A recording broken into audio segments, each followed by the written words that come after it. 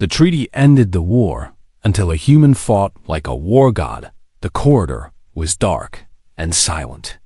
Do-hyun moved through it like a ghost, his footsteps making no sound on the metal floor. Behind him, Ji-won followed as quietly as she could. She was not trained for stealth, but she learned fast. Fear was a good teacher. Do-hyun raised his fist, signaling her to stop. He pressed himself against the wall and listened. Somewhere ahead, he could hear the heavy footsteps of Valori soldiers. Their boots clanged against the floor with each step. They were not trying to be quiet. They thought they had already won. That was their first mistake. The Valori were tall creatures, almost 7 feet in height. Their skin was pale gray, and their eyes were large and black like pools of ink. They had 4 arms, each ending in clawed hands that could tear through metal. In the old war, they had been known as the Terror of the Stars. Entire human colonies had surrendered without fighting, just to avoid facing them in battle. But the old war had ended, and the humans who survived it had learned important lessons. Do-hyun counted the footsteps. 4 soldiers. They were moving in a standard patrol formation, spread out to cover more ground. He memorized their positions, calculated their distances, and made his plan in 3 seconds. He turned to Ji-won and made a series of hand signals. She nodded once, understanding perfectly. They had trained together for years. They did not need words. Do-hyun stepped around the corner. The first Valori soldier saw him and opened his mouth to shout a warning. He never got the chance. Do-hyun's rifle barked once, and the soldier fell with a smoking hole in his chest. Before the body hit the ground, Do-hyun was already moving. The second soldier raised his weapon. Too slow. Do-hyun fired twice, hitting the soldier in the throat and face. Gray blood sprayed across the wall. The third soldier turned and ran, trying to escape. Ji-won stepped out from her hiding spot and shot him in the back. He stumbled, fell, and did not get up. The fourth soldier was smarter. He activated his personal shield, a shimmering blue barrier that surrounded his body. Do-hyun's shots bounced off harmlessly.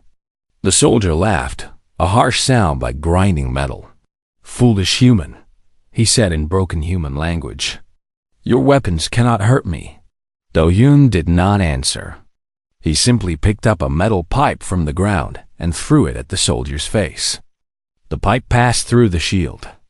Personal shields stopped energy weapons, but they were not designed to stop physical objects moving at low speeds. The soldier's laugh turned into a scream as the pipe struck his eye. Do-hyun closed the distance in 2 steps. His rifle was not just a gun. It was also a club. He swung it hard, connecting with the soldier's temple. The Valori dropped like a stone. 11 seconds. 4 soldiers. Do-hyun was not even breathing hard. Ji-won stared at him with wide eyes. "How did you?" "I've never seen anyone move like that. My grandfather taught me," Do-hyun said simply.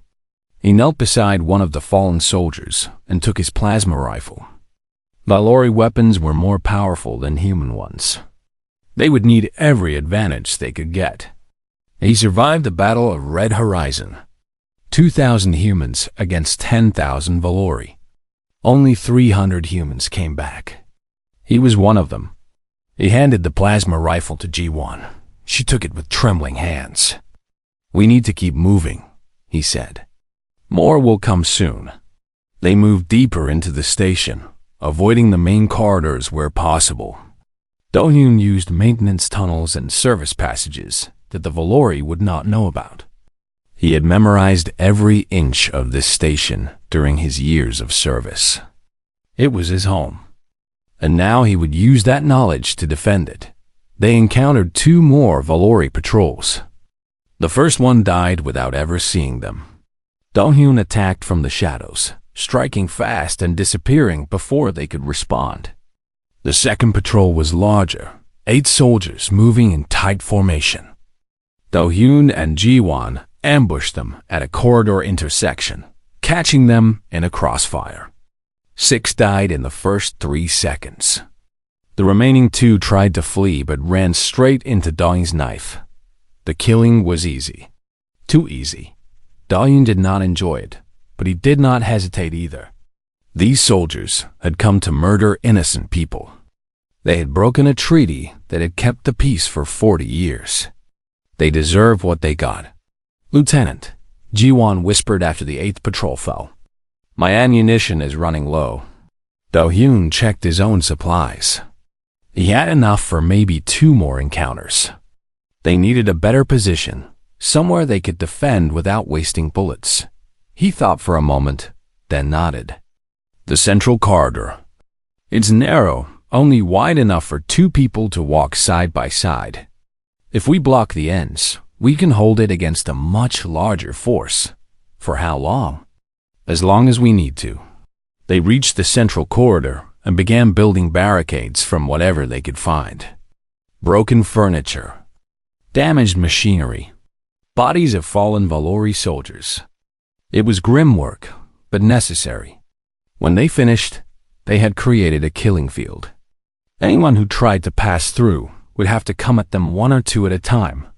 The first wave came 30 minutes later. 20 Valori soldiers charged down the corridor, screaming battle cries in their harsh language. Do-hyun and Jiwon met them with a wall of fire. The narrow corridor became a slaughterhouse. The Valori could not use their numbers advantage. They could not flank or surround. They could only come forward and die. Body after body fell, piling up in the corridor until the survivors had to climb over their dead comrades to keep fighting. The first wave broke after losing 15 soldiers. The survivors retreated, leaving their dead behind. Do-hyun allowed himself to breathe. His hands were steady, but his heart was pounding. He had never killed so many in his life. But he could not stop. Not now. Not when so many people were counting on him. "They'll come back," Jiwon said. Her face was pale, and her hands were shaking. "With more soldiers." "Yes," Do-hyun agreed. "But every soldier they send here is a soldier they can't send somewhere else. We're buying time." "Time for what?" "No one is coming to save us. You don't know that." Do-hyun reloaded his weapon. "The coalition monitors this station constantly. When we stopped responding, they would have noticed. A rescue fleet is probably already on its way. Probably. Probably is better than definitely not." He looked at her seriously. "You're doing well, Jiwon. Your father would be proud." She laughed bitterly. "My father wanted me to be a doctor. He said soldiers die young. Everyone dies eventually. What matters is how we live." He paused. "And right now, we're living to protect those people in the cargo hold. That's something worth fighting for." The second wave came an hour later. 30 soldiers this time, moving more carefully. They had learned from the first attack. They used shields and cover, advancing slowly instead of charging blindly. But Do-hyun had learned too. He had spent the hour preparing surprises. Tripwires connected to explosive charges. Hidden sniper positions. Traps that turned the corridor into a maze of death. The battle lasted 2 hours. When it ended, 43 Valori soldiers lay dead in the corridor. Do-hyun had taken a plasma burn to his left arm. Jiwon had a deep cut across her forehead. But they were alive, and they were still fighting. On the bridge of his command ship, High Commander Torak watched the battle through his soldiers' helmet cameras. His 4 hands gripped the arms of his chair so tightly that the metal bent. "What is happening down there?" he demanded. "We sent our best warriors. How are 2 humans holding them back?" His second-in-command had no answer. No one had an answer. They had expected the humans to surrender. They had expected easy victory. Instead, they had found something else entirely. They had found a human who fought like a god of war.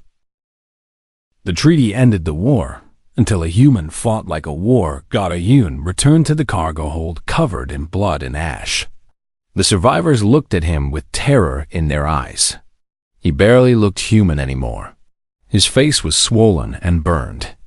His uniform hung in tatters from his body. One arm dangled at an unnatural angle, broken in at least 2 places. But his good hand still held his weapon, and his eyes still burned with fire. "Lieutenant Kim," Ambassador Yuna whispered. "What happened?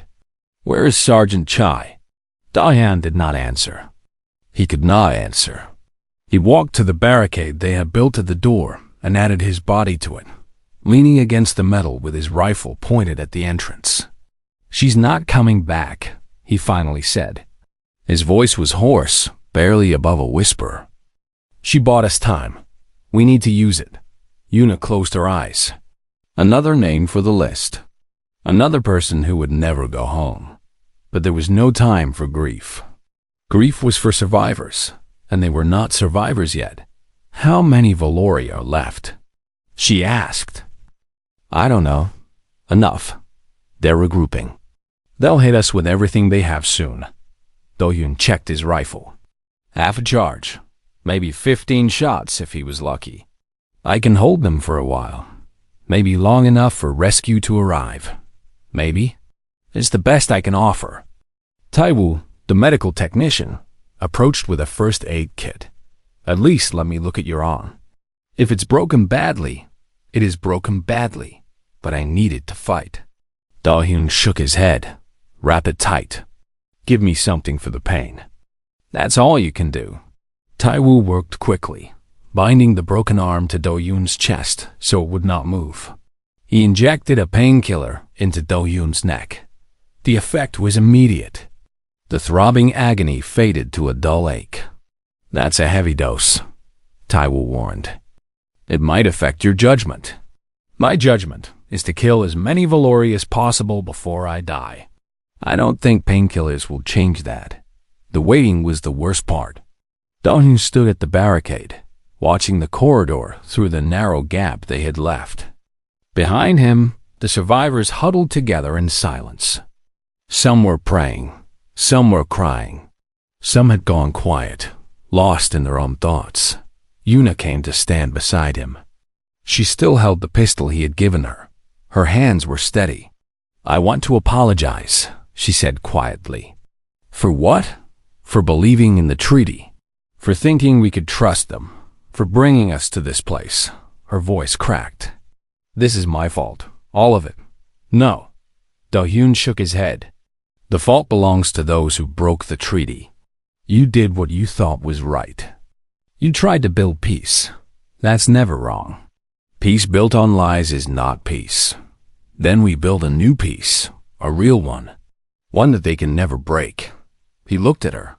"If we survive this, that's what you need to do. Make them understand that breaking their word has consequences. Make them understand what happens when they wake the sleeping giant." Yuna nodded slowly. "And if we don't survive? Then someone else will do it. Humans are stubborn like that. We don't know how to give up." The attack came an hour later.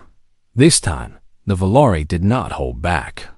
They came with their full force, over 100 soldiers pouring down the corridor toward the cargo hold. They had heavy weapons now, plasma cannons that could melt through steel. They had shock troops in powered armor that could shrug off small arms fire. They had everything. Do-Hyun met them at the barricade. He fought with one arm propped against the wall for support. Every shot counted. Every movement was precise. He had no strength left for wasted effort. Only cold, calculated efficiency. The first wave broke against his defense. Then the second. Then the third. Bodies piled up in the corridor until a Valori had to climb over their own dead to keep advancing. The smoke was so thick that Do-Hyun could barely see. But he did not need to see. He could hear them. He could feel them. He knew where they were. Behind him, Yuna fired her pistol when targets came into view. Taiwu threw improvised explosives made from medical supplies. Even the wounded picked up weapons from fallen enemies and joined the defense. They were scientists and diplomats and office workers, but in that moment, they were soldiers. They were human. The battle lasted for what felt like forever. Dayun's rifle ran dry, and he picked up another from a dead Valori. That ran dry too. He grabbed the blade and kept fighting. When the blade broke, he used his fists. When he could no longer stand, he fought on his knees. He was going to die here. He knew that. There were too many enemies, not enough ammunition, no reinforcements coming. But he would make them pay. Oh, he would make them pay. And then a sound cut through the chaos. A sound that Dahyun had not expected to hear. Human voices, human weapons, human war cries. The rescue fleet had arrived. Coalition Marines poured into the station from every direction, hitting the Valori from behind. The enemy formation collapsed into chaos as they found themselves caught between the defenders and the new arrivals. Plasma fire filled the air. Explosions rocked the station. The tide of battle turned in an instant. Do-hyun did not remember falling. One moment he was fighting. The next, he was on the ground, looking up at a ceiling he no longer recognized. A Marine in full combat armor knelt beside him, checking his wounds. "Sir, can you hear me? Sir?" "The cargo hold," Do-hyun managed to say. "Survivors, protect them. Already secured, sir. Ambassador Park is safe. Everyone is safe." The Marine's voice was full of awe. "Sir, the corridor out there. There must be 200 dead Valori. Did you do that?" Do-hyun tried to answer, but the words would not come. The darkness was closing in, soft and warm and inviting. He had done his job. He had held the line. Now he could rest. The last thing he heard before losing consciousness was a human voice shouting orders. The sound of victory, the sound of hope. 3 weeks later, Do-hyun woke up in a hospital on Earth. His arm had been saved, rebuilt with metal bones and artificial tendons. His face had been repaired, though faint scars would remain forever. The doctors said he was lucky to be alive. Do-hyun did not feel lucky. He felt empty. So many had died. Jaewon, the staff on the station, people whose names he had never learned. Ambassador Yuna visited him on his second day awake. She looked older than before, worn down by grief and responsibility. But there was steel in her eyes that had not been there before. "The war is over," she said. "Again. Over?" The Valori surrendered unconditionally. When their fleet commander saw what happened on Unity Station, he ordered an immediate retreat. Their government fell 3 days later. The new leaders came to us begging for peace. Do-hyun was silent for a moment. "That seems too easy." It wasn't easy. We just made them remember. Yuna sat down beside his bed. They had forgotten what we are. 40 years of peace made them think we had become soft. You reminded them of the truth. I just did my job. You held a position alone against 200 enemy soldiers for 6 hours. You killed over 150 of them personally. You saved 12 lives through sheer determination. She shook her head. That is not just doing your job. That is becoming a legend. Don thought of his grandfather, the mountain that would not fall.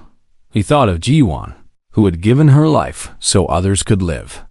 He thought of all the humans throughout history who had stood against impossible odds and refused to break. "The new treaty," he said. "Is it better than the old one?" "Much better. We have inspectors now, access to their military installations. Early warning systems if they try to build up forces again. And there's one more thing." She smiled slightly. "They asked for your name to be included in the treaty. They wanted it recorded that the peace was signed in honor of Lieutenant Do-hyun Kim, the one they call the Unkillable Storm." Do-hyun closed his eyes. "I don't want to be remembered for killing. Then be remembered for what you saved. 12 lives. Peace for billions. A future where children can grow up without fear of war." Yuna placed her hand on his. "You didn't fight because you wanted to kill, Lieutenant. You fought because you wanted to protect. That is what they will remember. That is what I will make sure they remember." Dahim looked out the window at the blue sky of Earth. Somewhere out there, in the vast darkness of space, the Valori were rebuilding their shattered society. They would not forget what happened on Unity Station. They would tell their children and their children's children the story of the human who fought like a god of war. And maybe, just maybe, that story would keep the peace for another 40 years. Or forever. The treaty ended the war, but it was a human who made sure it would never start again. The treaty ended the war until a human fought like a war god. The stars were quiet that night. They had been quiet for 40 years. Lieutenant Do-Hyun Kim stood at the observation window of Unity Station and watched the endless, black space stretch before him. Behind him, the soft hum of machines filled the air. It was a peaceful sound, a safe sound. But Do-Hyun had learned long ago that peace was just another word for waiting. He was 32 years old. His hair was cut short in military style, and his uniform was always clean and pressed. He had served in the Human Coalition Navy for 10 years, but he had never fired his weapon at an enemy. Not once. The war had ended before he was born, and the treaty had kept everyone safe since then. The Galactic Treaty of Silence. That was what they called it. 40 years ago, humans and the Valori Empire had fought a terrible war. Millions died on both sides. Planets burned. Entire fleets disappeared into the void. Then, one day, the fighting stopped. The leaders signed a paper, shook hands, and promised never to fight again. Do-Hyun's grandfather had fought in that war. He used to tell stories about it when Do-Hyun was a child. Stories about blood and fire and friends who never came home. But those were just stories now. Ancient history. The young people on the station barely knew there had been a war at all. Unity Station floated in neutral space, exactly between human territory and Valori territory. It was a symbol of cooperation, a place where both species worked together, traded goods, and pretended to be friends. Do-Hyun was stationed here as a ceremonial guard. His job was to look impressive in his uniform and make visitors feel safe. He had not been trained for real combat in years, but he remembered his training. He remembered everything. The door behind him opened with a soft hiss. Do-Hyun turned to see Ambassador Yuna Park walking toward him. She was a small woman with sharp eyes and gray hair that she kept tied back in a neat bun. She was 60 years old, but she moved with the energy of someone half her age. She had been the human ambassador to the Valori for 15 years. "Lieutenant Kim," she said, "you are always standing at this window. Do the stars talk to you?" Do-Hyun smiled slightly. "No, Ambassador. They just remind me how small we are." Yuna stood beside him and looked out at the darkness. "Small, yes, but not weak. Never weak. My father used to say that humans are like water. We seem soft, but we can wear down mountains." "Your father was wise." "He was a soldier," Yuna said. "Like you. He fought in the war. He never forgot what the Valori did to our colonies." She paused. "But he also believed in peace. He said that holding on to hate was like drinking poison and hoping your enemy would die." Do-Hyun nodded slowly. He understood that feeling.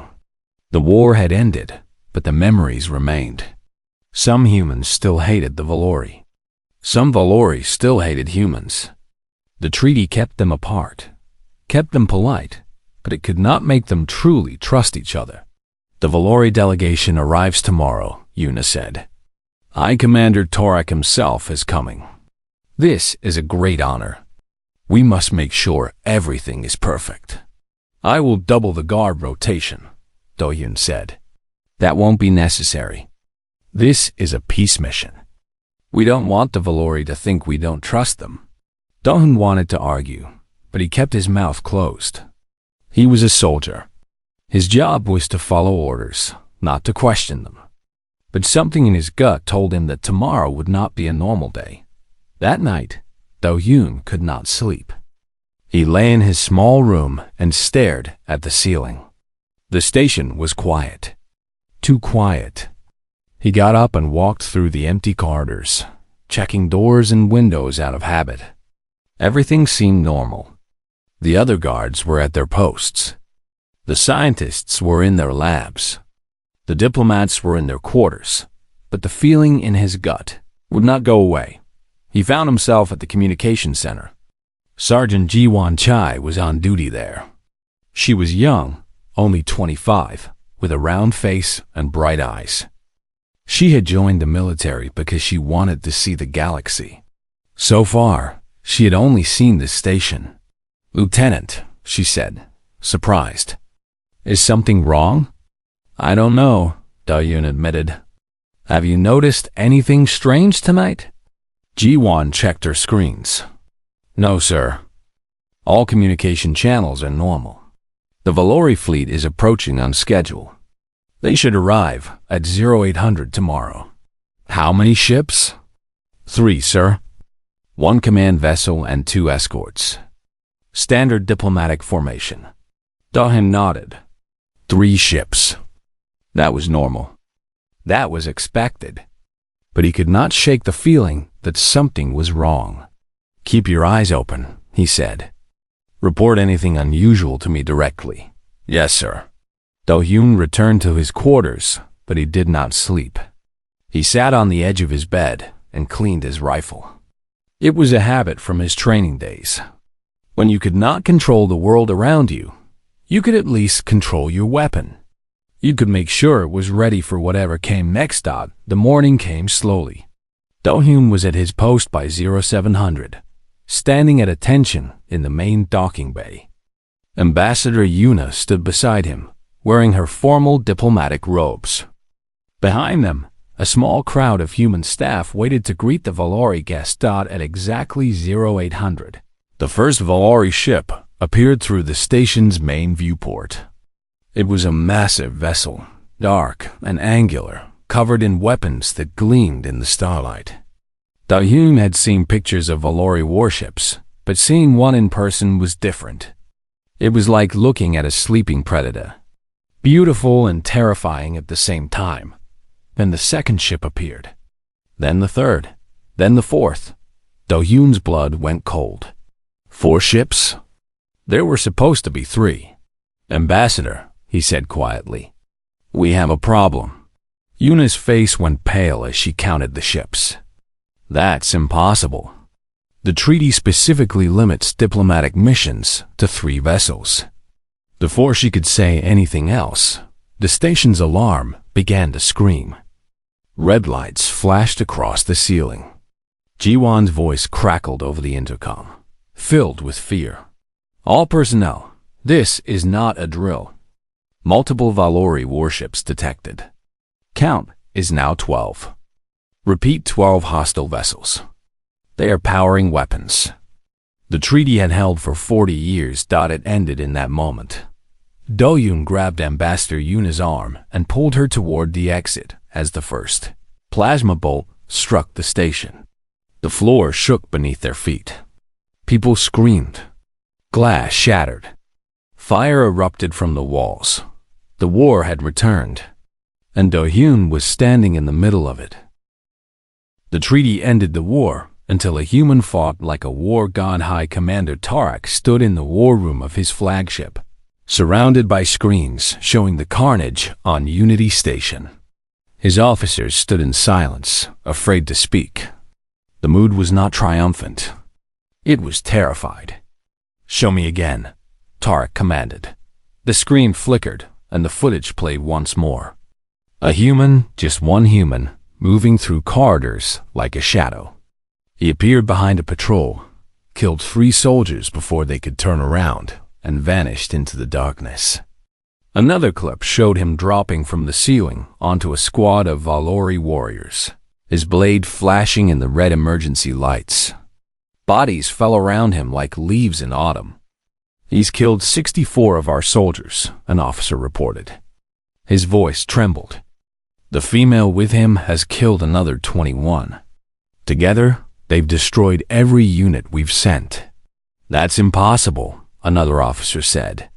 Humans are weak. They tire easily. They cannot match our strength or speed. This must be some kind of trick. No trick. Torak's voice was heavy. He had not looked away from the screen. I have seen this before. My grandfather spoke of warriors like this. They called them the Deathless Ones. The room fell silent. Every Valori child grew up, hearing stories of the Deathless Ones. They were human soldiers from the old war who seemed impossible to kill. They fought without fear, without mercy, without rest. Armies broke against them like waves against stone. The stories are myths, someone said weakly. Tales to frighten children. My grandfather did not frighten easily, Torak replied. He was at the Battle of Red Horizon. He watched a single human hold a mountain pass for 3 days against 500 Valori warriors. When we finally took the pass, we found him standing among the bodies of our soldiers, still breathing, still ready to fight. We had to bring siege weapons to finally stop him. Torak turned to face his officers. His black eyes were cold and hard. That human's name was Kim Sang-ho. He was called the mountain that would not fall. After the battle, our generals agreed that the war must end. Not because we were losing, but because we could not afford to win.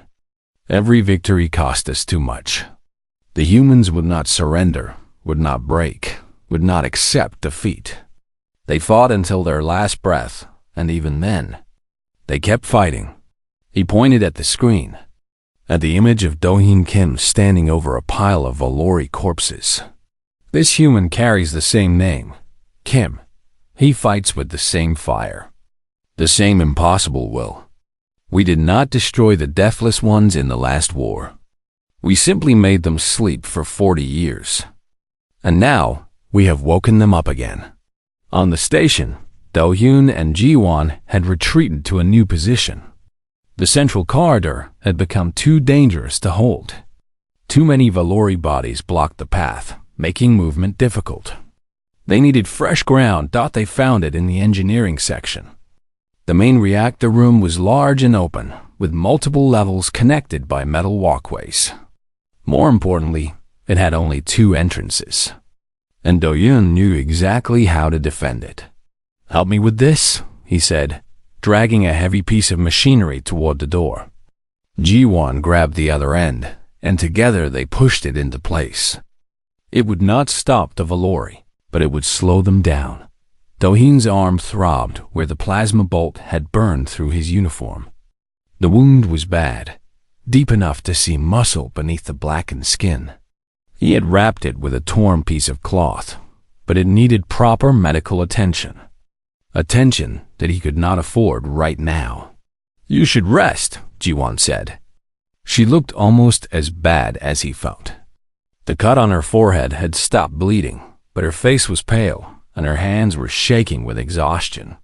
I'll rest when we're safe, Do-Hyun said. Which might be never, so I shouldn't get used to the idea. Ji-won laughed weakly. It was a strange sound in the middle of so much death. My mother always said I should have stayed on Earth, got a nice office job, found a good husband. She's going to be so angry when she finds out I died fighting aliens on a space station. You're not dead yet. Give it time. Do-Hyun looked at her seriously. Listen to me. When this is over, when the rescue ships arrive, I want you to tell people what happened here.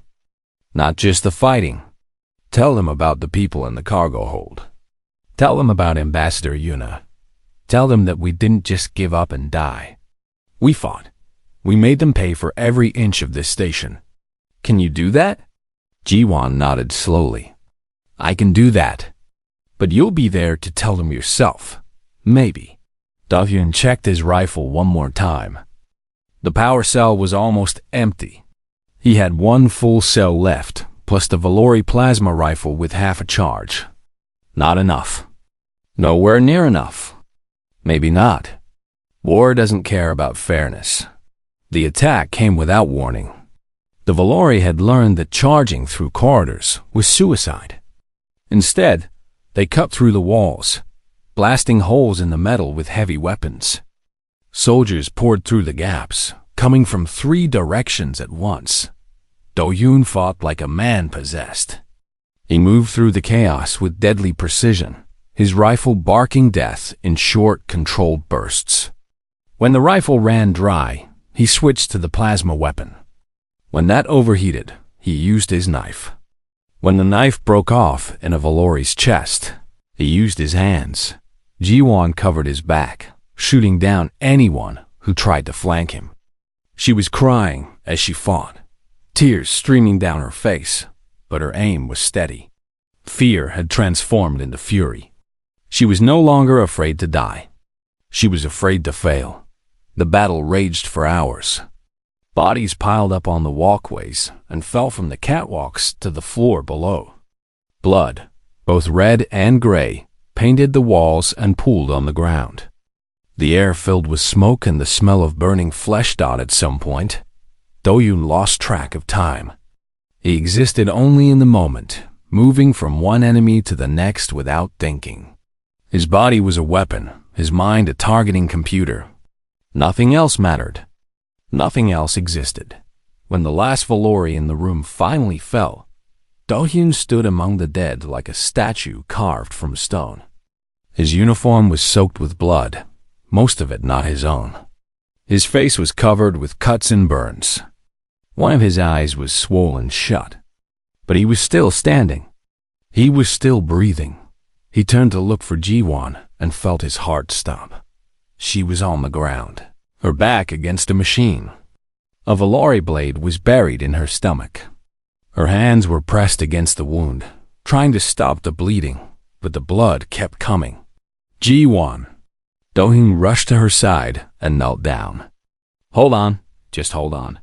She smiled weakly. Got careless. Stupid mistake. You always said I should watch my sides. Shut up. Save your strength. He tore off more of his uniform and pressed it against the wound. The cargo hold isn't far. Taiwu is there. He's a medic. He can help you. Lieutenant. Ji-won grabbed his hand. Her grip was weak, but her eyes were clear. They're not going to stop coming. You know that. They'll keep sending soldiers until we're dead. Then we'll keep killing them until we're dead. No. She coughed, and blood flecked her lips. You need to go. The cargo hold. Protect them. I'll hold them here. I'm not leaving you. That's an order, Lieutenant. She laughed, then winced from the pain. Just kidding. I can't give you orders. But please go. Those people need you more than I do. Do-hyun looked into her eyes. He saw no fear there. Only acceptance. Only peace. You're a good soldier, Ji-won. I learned from the best. She picked up her rifle with trembling hands. Now go, before I change my mind. Do-hyun stood slowly. Every instinct screamed at him to stay, to fight beside her until the end. But she was right. The people in the cargo hold were defenseless. If he died here, they would all die. He walked to the door. Then he stopped and looked back one last time. Make them remember you, he said. Ji-won smiled. I will. Do-hyun left the engineering section. Behind him, he heard the sound of explosions and gunfire as the next wave of Valori arrived. The gunfire lasted for a long time. Then it stopped. The treaty ended the war until a human fought like a war god. The station was dying. Do-hyun could feel it in the way the floor shook beneath his feet. He could hear it in the screaming metal and the roar of escaping air. Plasma bolts struck the hull again and again, tearing through walls that were never built to withstand an attack. He ran through the smoke-filled corridor, pulling Ambassador Yuna behind him. She was coughing from the thick black smoke, but she did not slow down.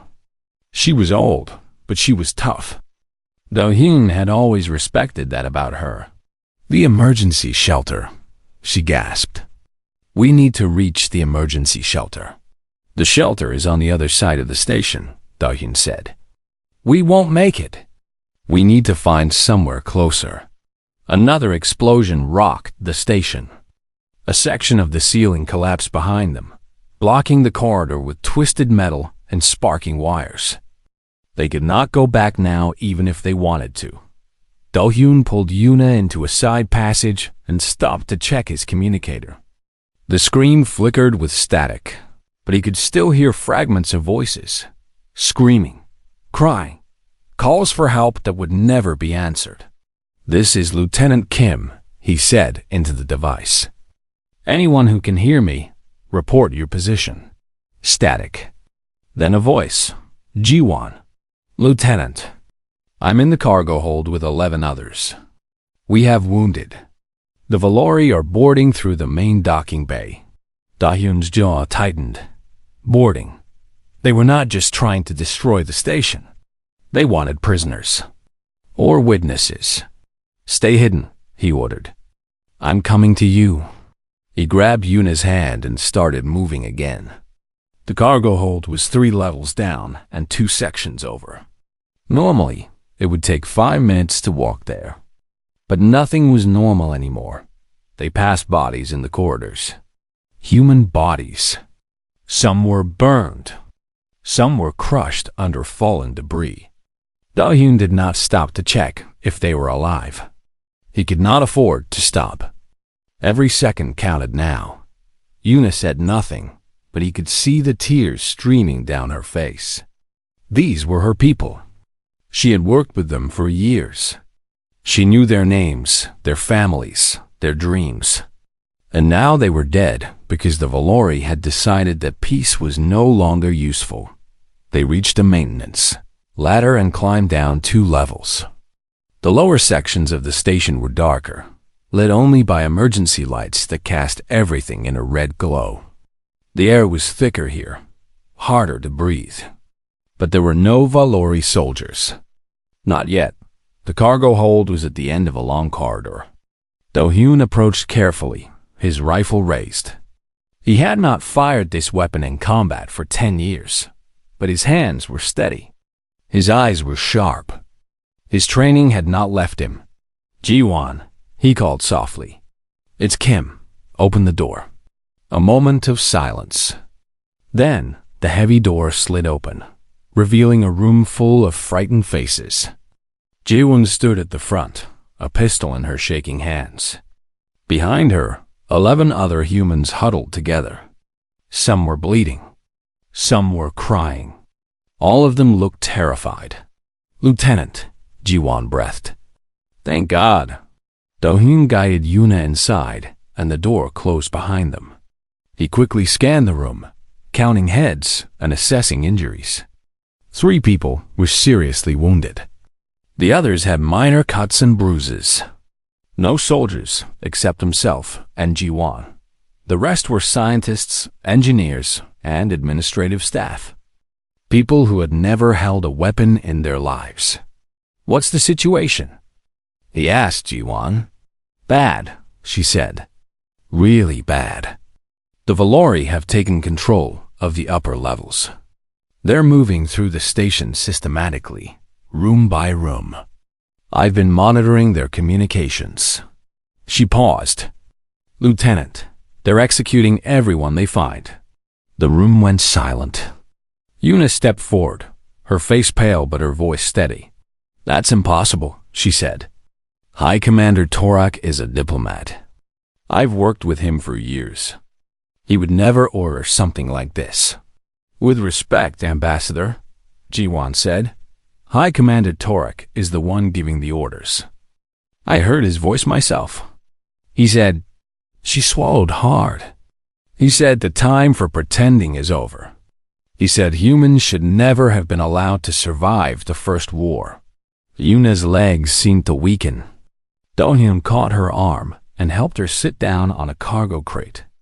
The color had drained from her face. 15 years of diplomatic work. 15 years of building trust. All of it had been a lie.